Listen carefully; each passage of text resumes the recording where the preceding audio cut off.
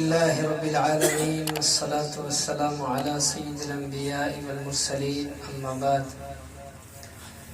فأعوذ بالله من الشيطان الرجيم بسم الله الرحمن الرحيم ثم أورثنا الكتاب الذين اصطفينا من عبادنا فمنهم ظالم لنفسه ومنهم مقتصد ومنهم سابق بالخيرات بإذن الله ذلك هو الفضل الكبير. وعن ابن عباس رضي الله تعالى عنهما قال قال رسول الله صلى الله عليه وسلم اشراف امتی حملۃ القرآن او کما قال علیہ الصلاۃ والسلام. حضرات علماء کرام اور عزیز طلباء کرام، اللہ تبارک و تعالیٰ کا شکر و احسان ہے کہ اس پاک ذات نے مجھے اور آپ کو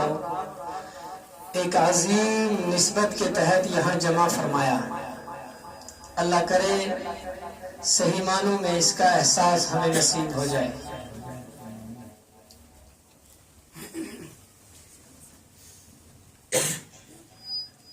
نبی کریم صلی اللہ علیہ وسلم نے فرمایا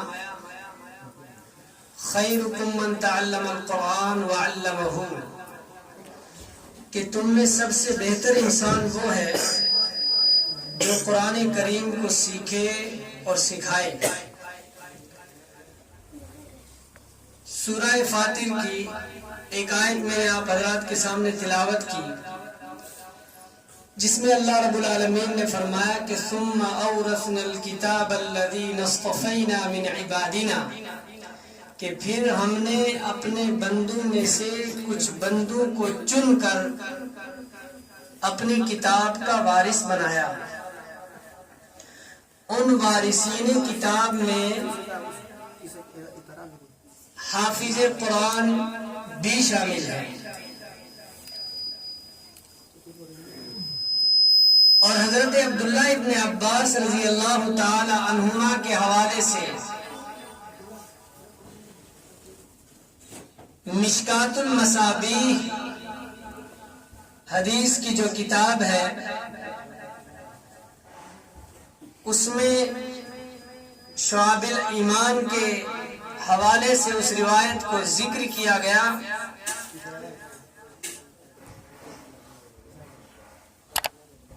جس روایت کی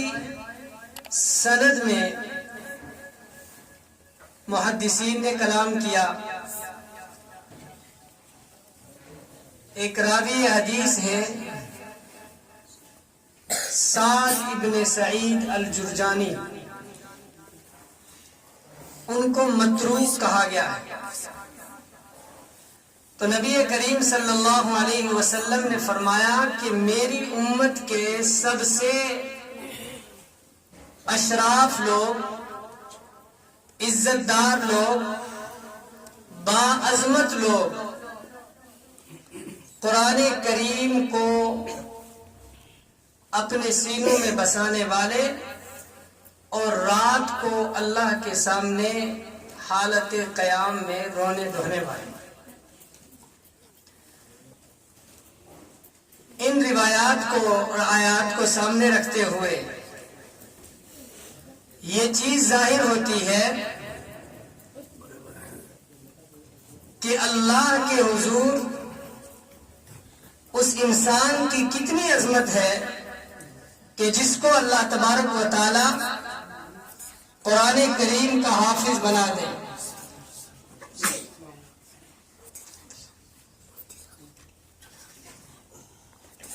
جس کو حافظ قرآن اللہ تبارک و تعالی بنا دے. آسمان سے 4 کتابیں نازل ہوئی، ان میں سے 3 کتابیں جن کتابوں کو نازل کرنے والے اللہ رب العالمین ہیں، اور ان کتابوں کو حضرت موسیٰ علیہ السلام اور حضرت داؤد علیہ السلام اور حضرت عیسیٰ علیہ السلام تک لے کر آنے والے جبرائیل امین ہیں، جن کو نبوت ملی، وہ نبوت اللہ تعالیٰ نے عطا فرمائی، اور نبی کریم صلی اللہ علیہ وسلم کے اوپر اللہ تعالیٰ نے قرآن کریم کو نازل فرمایا۔ اس قرآن کریم کو نازل کرنے والے بھی اللہ تعالیٰ ہیں،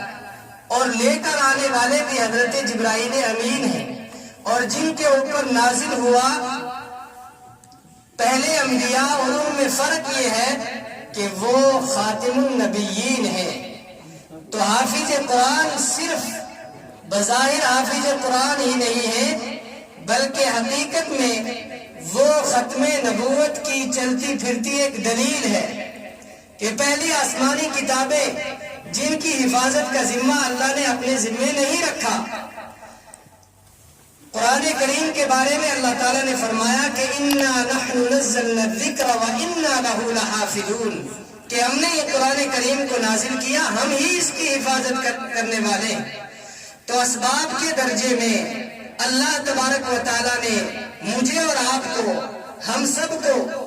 قرآن کریم کو حفظ کرنے والوں میں، اس کو یاد کرنے والوں میں، اس کی تلاوت کرنے والوں میں، اس کو سمجھنے والوں میں شامل فرمایا۔ یہ اللہ تعالیٰ کا بہت بڑا احسان ہے، اس کے اوپر اللہ تعالیٰ کا شکر ادا کرنا چاہیے۔ لَإِن شَكَرْتُمْ لَأَزِيدَنَّكُمْ، اگر تم شکر ادا کرو گے تو اللہ فرماتے ہیں کہ میں ان نعمتوں کے اندر اضافہ کروں گا۔ یہ اللہ کا جو ہمارے اوپر انعام ہے، اس انعام کا شکر یہ ہے کہ ہم کثرت کے ساتھ قرآن کریم کی تلاوت کریں، قرآن کریم رات میں تہجد میں پڑھیں، اللہ کے سامنے روئے اور گڑ گڑائیں، جیسے میں نے حضرت عبداللہ ابن عباس رضی اللہ تعالی عنہما کے حوالے سے ایک روایت عرض کی، اور میں نے عرض کیا تھا کہ جس کی سند کے بارے میں محدثین نے کلام کیا ہے،